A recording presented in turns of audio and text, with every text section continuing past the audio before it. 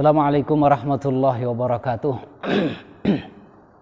Alhamdulillah wassalatu wassalamu ala Rasulillah wa ala alihi wa ashabihi wa man tabi'ahu wa wala haula wala quwwata illa billah ma ba'du.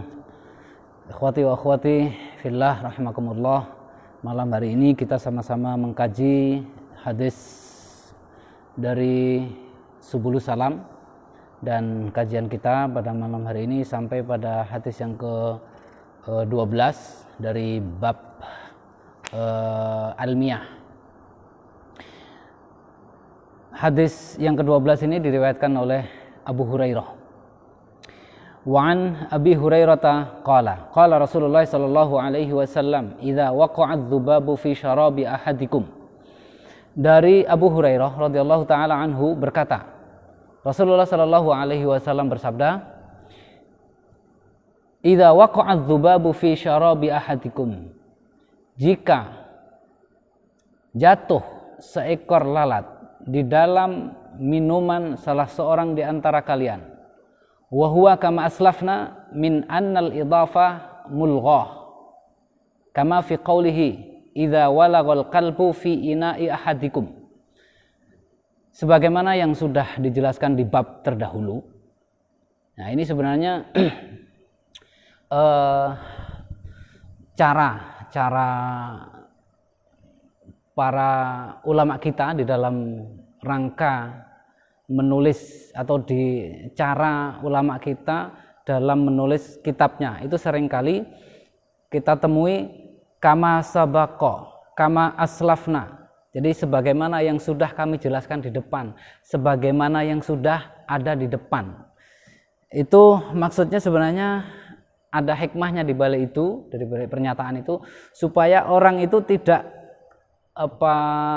mendapatkan ilmu itu secara instan. Jadi ini mengajak kita itu supaya belajar merujuk kembali dan kembali, sehingga ketika membaca bab masuknya lalat di minuman, itu suruh nyari lagi di depan. Aslafna itu yang di mana itu dicari lagi. Jadi mau tidak mau dia akan mentelaah bab yang terdahulu. Nah, begitu juga kadang-kadang digantungkan. Misalnya apa? Kama sayati bayanuhu fi bab apa misalnya. Sebagaimana yang akan datang penjelasannya di bab ini. Dia dibuat menggantung. Jadi keterangannya di bab itu supaya orang juga harus membaca bab yang lain. Nah, ini satu metode, saya kira, satu metode supaya orang itu tidak kemudian tidak begitu saja mendapatkan ilmu itu. Jadi ilmu itu mesti dicari, jadi tidak instan. Karena biasanya sesuatu yang didapatkan karena instan itu hilangnya juga cepat, cepat. Nah, kalau didapatkan itu dengan jerih payah, dia akan mengingat bagaimana dulu mencarinya, Jadi kalau ada orang misalnya cari rezeki, rezekinya itu susah banget didapatkan, untuk dapat 50.000 aja susah, maka dia akan menghargai uang 50.000 itu, karena dia ingat jerih payahnya mendapatkan uang ini. Tapi bagi orang yang untuk dapatkan 50.000 itu cuman berkedip saja, nah itu akan gampang sekali. Nah, itu secara psikologis ya. Kemudian kita kembali ke hadis ini. Wa huwa kama aslafna min annal idhafah mulghah. Jadi idhafah yang ada di dalam syarabi ahadikum itu idhafah mulghah. Idhafah mulghah itu adalah idhafah yang tidak memberi makna takhsis, Artinya ya di tempat minumnya siapa saja, tidak mesti tempat minum salah seorang di antara kalian, ya. Kama fi qawlihi idza walagal kalbu fi ina'i ahadikum, sebagaimana di dalam hadis idza walagal kalbu fi ina'i ahadikum, ya. Jadi di situ ada idhafah itu artinya menggabungkan dua isim, menggabungkan dua kata, kemudian menjadi satu, jadi dua benda kemudian menjadi satu benda. Jadi kalau di bahasa Indonesia disebut dengan kata majmu' ya, kata majmu'. Seperti apa? Misalnya buku, terus budi. Buku itu satu benda, budi itu satu benda. Ketika disebutkan buku budi, maka hanya satu benda menjadi. Ina sama ahadikum. Ina itu satu benda, ahadikum itu satu benda. Ina i ahadikum menjadi hanya satu benda. Dari dua benda menjadi satu benda. Nah, jenis idhofah di sini idhofahnya mulghah, ya, idhofahnya mulghah. Artinya dia tidak punya mafhum mukhalafahnya, tidak punya mafhum mukhalafahnya. Ya, mafhum mukhalafah itu apa? Satu pemahaman yang berkebalikan dari yang diucapkan, ya. Satu pemahaman yang berkebalikan dari yang diucapkan atau yang selaras dengan yang diucapkan tetapi dia tidak terucap. Itu namanya mafhum. Nah, ini idhofahnya adalah idhofah yang mulghah. Artinya tidak ada mafhumnya di situ. Jadi hukum ini tidak hanya terbatas pada tempat yang menjadi milik salah seorang di antara kalian. Jadi milik siapapun gitu akhirnya. Jadi sama saja idza waqa'adz dzubabu fi syarab gitu, enggak usah fi syarabi ahadikum, itu dari sisi makna. Wa fi lafzi fi ta'ami ahadikum, juga di lafaz yang lain. Ya, itu ada pernyataan fi ta'ami ahadikum. Jadi tidak mesti ta'ami ahadikum. Kalau ta'amnya itu milik orang lain bagaimana? Itu tidak ada mafhumnya, tidak ada mafhumnya. Ya, jadi tidak semua idhofah itu bermakna taksis yang kemudian dia ada mafhum. Karena kalau ada taksis itu berarti dia nanti ada mafhum kalau dia diberlakukan, ya, kalau dia diberlakukan. Contoh yang berlaku seperti apa? Idhofah yang berlaku, ya. Kamu wajib memberi nafkah kepada anakmu. Nah, anak diidhofahkan kepadamu. Berarti kewajiban ini hanya berlaku terhadap anakmu. Jadi tidak pada setiap anak. Berarti di situ idhofahnya anak plus mu itu diberlakukan. Di situ ada taksis. Itu namanya tidak mulghah. Kalau yang mulghah itu salah satu contohnya yang ada di hadis ini, misalnya idza waqa'adz dzubabu fi syarabi ahadikum. Jika lalat jatuh di minuman salah seorang di antara kalian. Berarti kalau jatuhnya itu di minuman orang lain bagaimana? Bukan salah seorang di antara kalian yang hadir itu. Tetap berlaku. Itu yang disebut dengan idhofah mulghah. Idhofahnya tidak berfungsi sebagai taksis, ya. Kemudian lanjut kata Nabi sallallahu alaihi wasallam, idza waqa'adz dzubabu fi syarabi ahadikum falyaghmishu. Hendaknya dia menenggelamkannya. Zada fi riwayatil Bukhari kullahu, menenggelamkan seluruh badan lalat, ta'kidan sebagai takkid. Karena sebenarnya kata falyaghmishu itu, artinya menenggelamkan. Yang namanya menenggelamkan itu artinya memasukkan lalat itu sampai tidak terlihat semuanya. Nah, kemudian ada tambahan kullahu itu sebagai takkid. Jadi sebelum ada takkid saja sebenarnya itu sudah difahami ditenggelamkan semuanya. Wa fi lafzi Abi Dawud, dan di dalam redaksinya Abi Dawud hadis ini berbunyi famliquhu. Ya, artinya maknanya sama. Wa fi lafzi Ibnu Sakan falyumliqhu falyumqilhu, famqiluhu. Lafaz di Abu Dawud famqiluhu, di dalam lafaz Ibnu Sakan fal yumqilhu. Nah, itu artinya sama. Jadi hendaknya dia memasukkannya tsumma liyanzi'hu, kemudian hendaknya dia mengambilnya, ya. Fal tsumma liyanzi'hu fihi annahu yumhilu fi naz'ihi ba'da ghamsihi. Ya.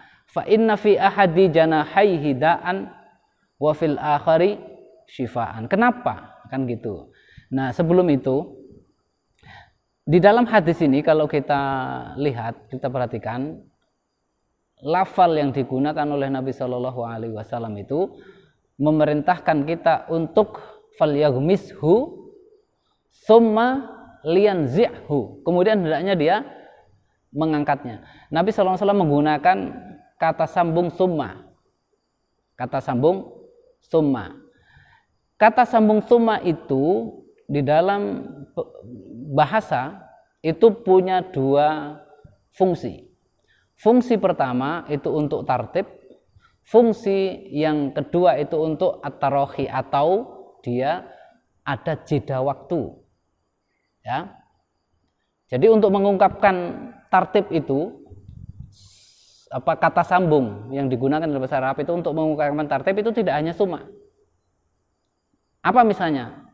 Kata-kata fa. Kata-kata fa. Fa itu juga artinya kemudian. Nah, ini kalau di dalam bahasa Indonesia tidak terlalu tampak karena dua-duanya dimaknai kemudian. Salah satu contohnya begini. Akulu fa ashrabu. Akulu fa ashrabu. Saya makan lalu atau kemudian saya minum. Dalam bahasa Indonesia terjemahnya seperti itu. Kemudian ungkapan yang lain. Akulu tsumma ashrabu. Akulu tsumma ashrabu. Itu dalam bahasa Indonesia juga akan diterjemahkan saya makan kemudian saya minum.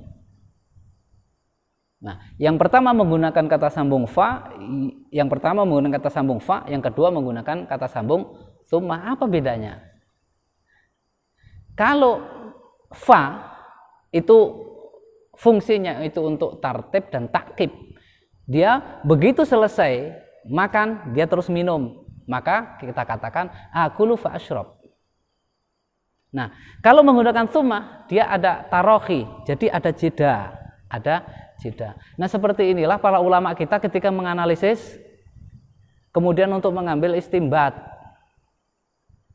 Nah, makanya kalau orang mau beristihad itu mesti paham betul bagaimana penggunaan bahasa itu, paham betul lughah lah. Jadi lughah itu bukan hanya sekedar bisa bicara mas muka, mas muki, min aina anta, min aina anti, tidak cukup seperti itu untuk menjadi seorang mujtahid yang kemudian dia harus akan mengeluarkan hukum dari dalil, karena sedetail itu. Jadi efektivitas dari pernyataan Nabi Sallallahu Alaihi Wasallam tentang bahwa lalat itu ketika masuk itu dan harus dicelupkan, itu akan menjadi efektif kalau sesuai dengan juknis yang disampaikan oleh Nabi. Ya. Sesuai dengan juknis yang disampaikan oleh Nabi. Nah, oleh karena itu kita harus memahami betul. Jadi bukan sekedar dicelupkan kemudian segera diambil, dicelupkan ditunggu dulu sebentar, baru kemudian diambil.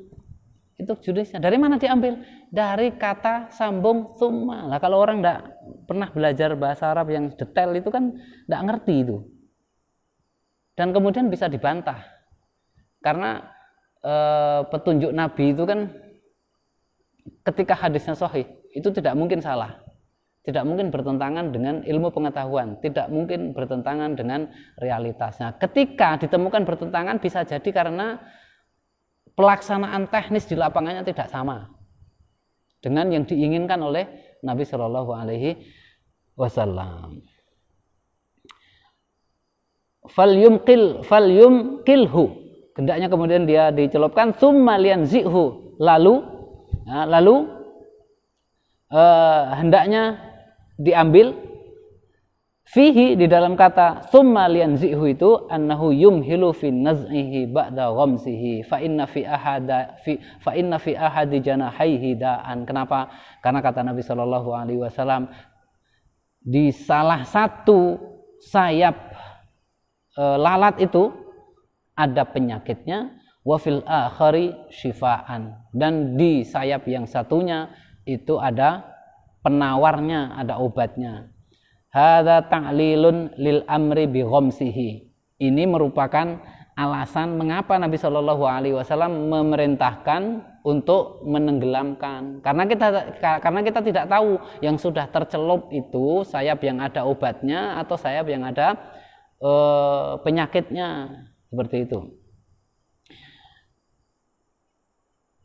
Wa fi lafdzil Bukhari, dan di dalam lafaz Bukhari, summa liyatrahu, dan hendaknya kemudian dia melemparnya, membuangnya.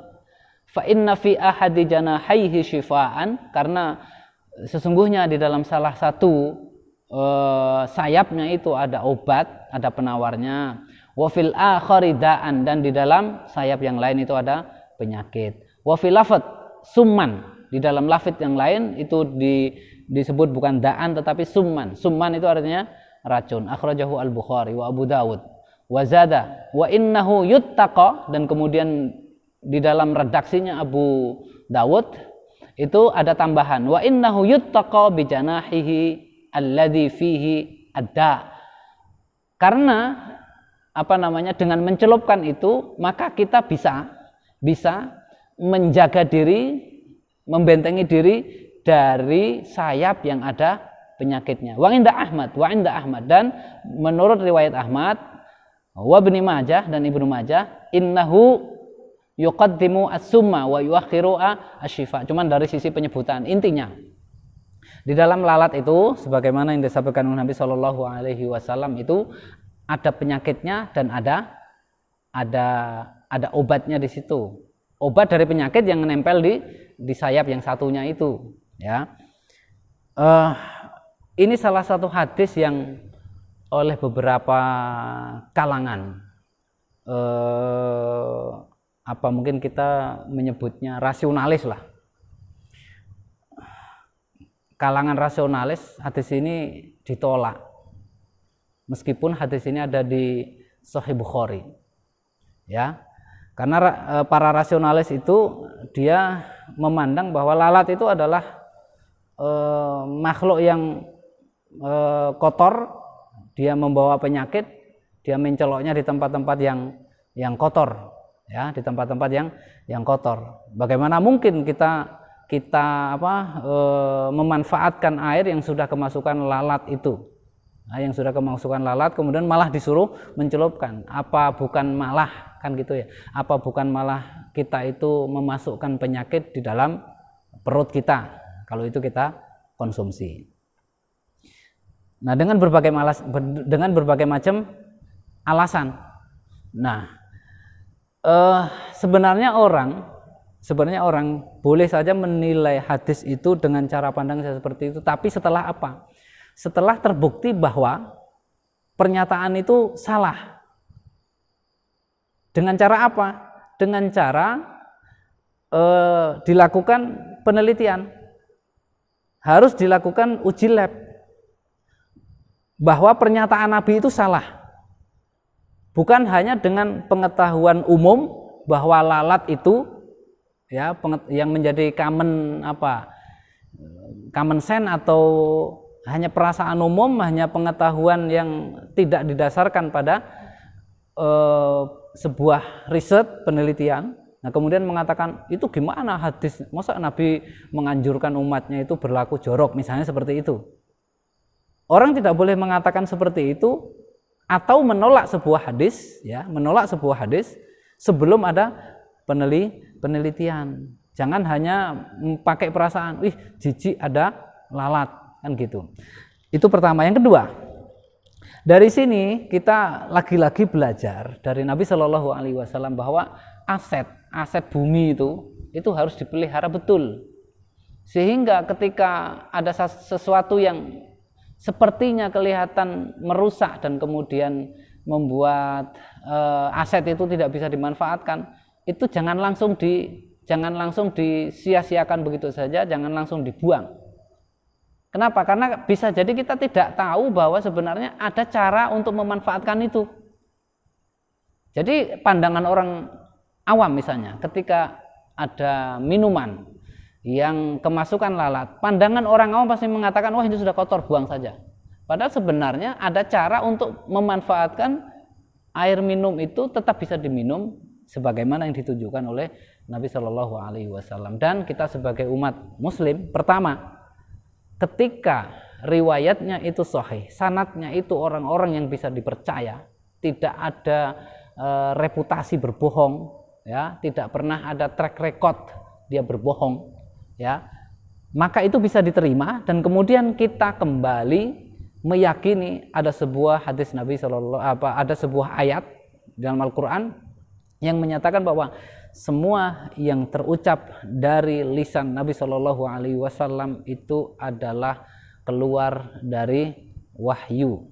Wa ma yantiqu 'anil hawa in huwa illa wahyu yuha. Nabi Shallallahu Alaihi Wasallam ketika mengatakan, kalau ini contoh di hadis ini, kalau ada lalat yang jatuh di minuman kalian, celupkanlah, kemudian ambillah dan kemudian buanglah. Itu bukan berasal dari hawa nafsu Nabi Shallallahu Alaihi Wasallam. Itu berdasarkan wahyu yang dibisikkan oleh malaikat dari Allah Subhanahu wa Ta'ala. Wa ma yantiqu 'anil hawa, kecuali kita sudah tidak meyakini kebenaran ayat tersebut, maka itu persoalan lain. Jadi posisi kita sebagai orang yang beriman itu, ya. Terus yang berikutnya, yang ketiga pelajarannya adalah beragama itu tidak menggunakan perasaan, termasuk perasaan jijik, ya. Kenapa? Karena jijik itu satu keadaan yang tidak ada parameternya. Jijik itu satu keadaan yang tidak ada parameternya. Maka dia tidak bisa dijadikan landasan hukum. Sesuatu yang tidak ada parameternya atau tidak bisa diukur, itu tidak bisa dijadikan landasan hukum. Landasan hukum itu harus sesuatu yang solid, permanen, ya. Dia bisa berlaku secara universal, bisa digeneralisir. Kalau tidak bisa digeneralisir, maka itu tidak bisa. Salah satu contoh, ya, rasa itu adalah rasa jijik. Jijik itu ukurannya apa? Ukurannya siapa yang membuat? Karena apa? Jijik itu antar satu orang dengan orang lain itu sudah berbeda. Antar satu komunitas, kelompok masyarakat dengan masyarakat lain bisa berbeda. Maka dia tidak bisa dijadikan landasan hukum, ya. Kenapa ini misalnya? Kenapa ini haram misalnya? Oh, karena itu menjijikkan. Oh, menjijikkan menurut siapa? Itu menjadi relatif. Karena relatif, maka tidak bisa dijadikan alasan. Termasuk ketika mengatakan bahwa lalat itu menjijikkan, maka dia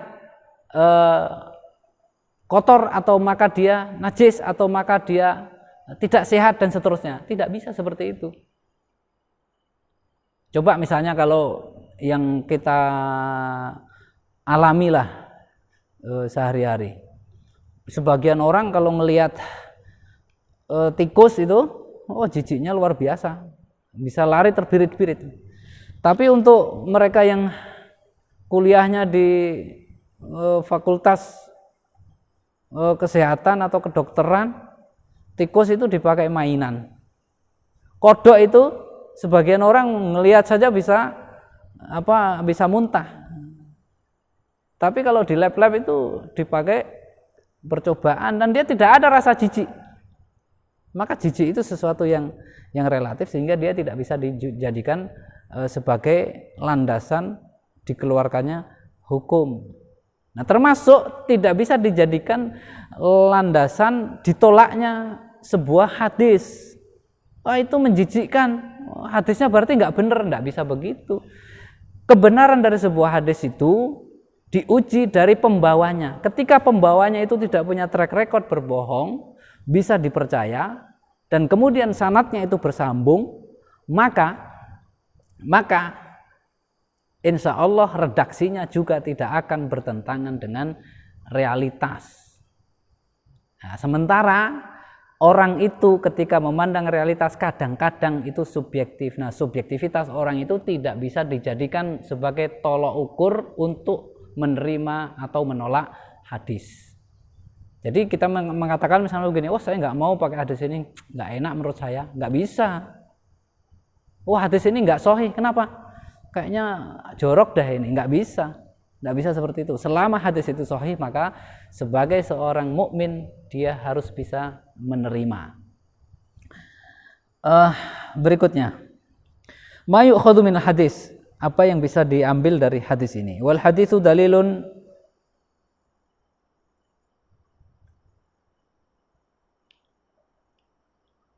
zahirun ala jawazi qadlihi daf'an lidararihi wa annahu yutrah wa la yu'kal. Hadis ini sebagai dalil yang zahir, yang jelas atas apa? Boleh kita itu membunuh lalat, ya. Untuk apa? Daf'an lidararihi, supaya kita menolak bahaya yang ditimbulkan dari lalat itu. Dari mana itu dalil sudah ambil? Karena lalat itu ketika dicelupkan dia mati. Dan Nabi memerintahkan mencelupkan, berarti boleh hukumnya membunuh lalat. Wa annahu yutrah wa la yu'kal. Dan hendaknya lalat yang sudah mati itu jangan dimasukkan mulut terus dimakan. Ya. Meskipun mungkin kalau diperiksa di lab itu nilai gizinya ya bisa lebih bagus daripada daging ayam, bisa saja mungkin proteinnya tinggi, ya. Terus mungkin ada kalsiumnya, ada macam-macam. Tetapi oleh Nabi SAW disuruh membuang, itu artinya dia bukan makanan. Nah, kan kalau orang zaman sekarang itu kadang-kadang kan ya aneh-aneh. Yang bukan makanan itu kemudian dijadikan apa ya, diteliti, dilakukan penelitian, kemudian dijabarkan kandungannya dan kemudian dijabarkan manfaatnya untuk tubuh dan kemudian dijadikan makanan atau bahkan komoditas. Ya. Kan di beberapa restoran di negara-negara barat itu kan ada yang coklat misalnya itu. Coklat itu coklat kalajengking gitu. Terus goreng-gorengan itu gorengan kecoa. Terus apa lagi? Untuk memulihkan orang yang sakit ya biar cepat sembuh kan harus perlu protein yang tinggi dengan macam-macam gitu. Misalnya cacing blender dibikin jus atau dibikin bubur. Bisa ada orang itu punya pikiran kayak gitu. Rayap juga saya pernah baca itu. Rayap itu ternyata proteinnya tinggi sekali, jadi mengalahkan daging-daging itu. Ya, maka dia dibuat es krim, jadi es krim rayap. Nah, akhirnya semua makanan itu atau semua benda, semua binatang itu dikonsumsi, ya, dikonsumsi. Nah, itu saking apanya itu? Saking kreatifnya orang atau saking geragasnya orang itu? Geragas. Jadi gini sebenarnya ya. Sejak orang itu kan ada fitrah bawaan yang Allah titipkan kepada setiap manusia, bahwa sebenarnya itu orang itu bisa memilih loh mana yang makanan dan mana yang tidak. Meskipun sebenarnya yang ada di hadapan kita itu kalau dikatakan ini bisa nggak dimakan, ya bisa. Tapi itu bukan makanan. Misalnya di depan kita itu ada bayam, ada rumput teki, ya, ada daun pisang, ada daun kelapa. Itu semuanya bisa disayur itu. Tapi fitrah manusia yang punya insting kebinatangan dalam hal makan, itu pasti milih yang bayem itu. Yang rumput teki itu nggak dimakan, meskipun bisa dimakan. Coba dibikin peyek rumput gitu, ya bisa dimakan. Rasanya juga bisa dimanipulasi asal dikasih bumbu yang banyak. Kalau serat-seratnya itu bisa saja itu direbus yang lama, di presto itu kan jadi lembek, terus dibikin peyek, dibikin sayur atau dibikin bakwan gantinya toge itu rumputnya, bisa aja, bisa. Tapi orang itu sebenarnya secara fitrah ya yang dititipkan oleh Allah Subhanahu wa taala itu sebenarnya bisa milih yang bagus-bagus. Ya. Cuman ya manusia itu kadang-kadang enggak cukup. Enggak cukup itu, mau nyoba yang ini, mau coba ini, mau coba ini, mau coba ini, seperti itu. Ya, selama itu tidak membawa madorot sebenarnya tidak apa-apa. Nah, kenapa Nabi Shallallahu Alaihi Wasallam itu menyuruh membuang lalat itu? Padahal lalat itu bisa jadi peyek juga bisa, peyek lalat misalnya. Tapi kenapa dibuang? Fitrah manusia itu menolak itu untuk dimakan. Maka tuntunannya Nabi Sallallahu Alaihi Wasallam itu sesuai dengan fitrahnya manusia. Tidak mungkin seperti itu. Termasuk ketika mencelupkan itu juga fitrahnya manusia. Ya. Wa anna dzubaba idza mata fi ma'in fa innahu la yunajjisuhu. Nah, ini konteks mengapa hadis ini dimasukkan di dalam bab toharoh. Bahwa lalat itu ketika dia mati maka dia tidak menajiskan air yang kemasukan lalat itu, meskipun dia sebenarnya bangkai. Berarti ini disamakan dengan bangkainya belalang yang sudah kita bahas kemarin. Ya, nanti bisa orang cari kesamaan, apa kesamaan antara lalat dengan dengan belalang? Kesamaannya itu sebagaimana yang sudah dijelaskan para ulama kita, itu laisa lahu atau laisa laha damun sailun, dia tidak memiliki darah yang mengalir, dia tidak punya darah merah, dia sistem transmisi atau transfer makanannya itu tidak melalui darah yang mengalir itu kemudian dialirkan ke seluruh tubuh. Nah, itu salah satunya, ya. Maka ketika dia mati tidak membuat air itu najis. Li'annahu sallallahu alaihi wasallam amara bi khamsihi. Alasannya apa kok tidak najis? Karena Nabi sallallahu alaihi wasallam memerintahkan untuk menenggelamkannya. Wa ma'lumun annahu yamutu min dzalika, dan kita ketahui kalau kita celupkan dia mati, tenggelam. Wala siyama idza kana ta'amu haron. Apalagi kalau makanannya itu panas. Falau kana yunajjisuhu lakana amron bi ifsadi at-ta'am. Kalau seandainya ini menjadi najis, maka sama saja Nabi memerintahkan merusakkan makanan, dan tidak mungkin itu. Pokoknya kita itu ketika ada perintah, ada larangan dari Nabi, itu modal utama kita adalah husnudzon dengan Nabi. Ya, husnudzon dengan Nabi. Itu modal utama orang mukmin. Orang menjadi meragukan hadis, ya, itu awalnya dia itu suudzon sama Nabi. Suudzon sama Nabi, pengetahuan Nabi itu terbatas. Disuudzoni, Nabi itu nggak ngerti soal kesehatan. Jadi hal-hal yang mengenai kesehatan yang muncul dari Nabi diragukan. Nah, itu suudzon itu namanya.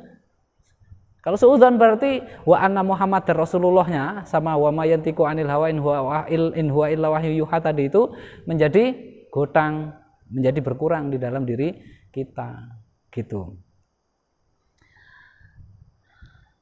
Wa huwa sallallahu alaihi wasallam amara bi islahihi. Padahal salah satu karakter dasar Nabi sallallahu alaihi wasallam itu pasti menghendaki kebaikan untuk umatnya. Tidak mungkin dia akan memerintahkan keburukan dan kemadharatan bagi umatnya. Saya kira kesempatan ini kita cukupkan di sini. Kita lanjutkan pada kesempatan berikutnya masih di hadis yang sama. Subhanakallahumma bihamdika asyhadu an la ilaha illa anta astaghfiruka wa atubu ilaik. Assalamualaikum warahmatullahi wabarakatuh.